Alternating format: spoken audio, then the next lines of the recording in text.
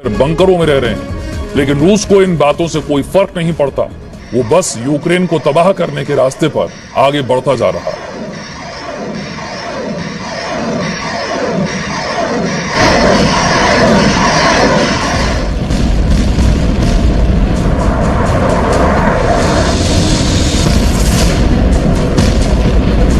रूस की सेना को यूक्रेन में दाखिल हुए 1 महीने से ऊपर का समय हो गया है।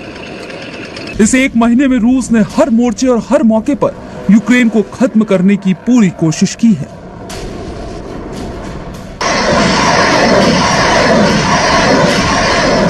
वो अलग बात है कि रूस के लिए कीव को कब्जे में लेने का सपना अभी भी काफी दूर है,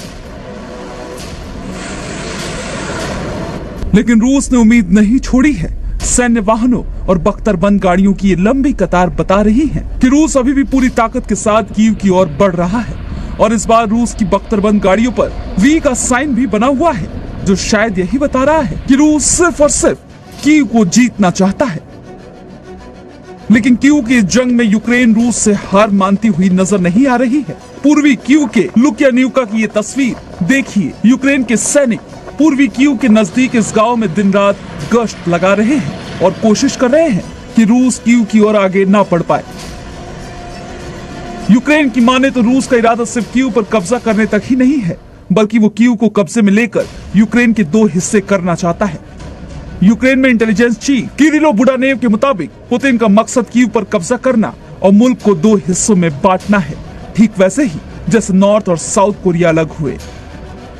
ऐसे में उस रूस को रोकना क्या आसान होगा, क्योंकि कीव तक पहुंचने के रास्ते में अब तक जो भी रूस के सामने आया वो पूरी तरह तबाह हो गया। इसका सबसे बड़ा सबूत है मरियुपोल, वो शहर जहां कभी सड़कों पर गाड़ियां दौड़ती थी, अब टैंक चल रहे हैं। जिन गलियों में कभी लोगों और गाड़ियों का शोर होता था, वहां अब टैंकों के धमाके सुनाई देते हैं। सिर्फ टैंकों के धमाके ही नहीं, मरियुपोल की गलियों में तो गोलियों की गूंज भी दिन रात सुनाई दे रही है। यहाँ एक और रूसी सेना है तो दूसरी तरफ चेचन्या के लड़ाके हैं, और इनके बीच में फंसी है यूक्रेन की सेना। देखिए कैसे इंच इंच जमीन के लिए यह जंग जारी है।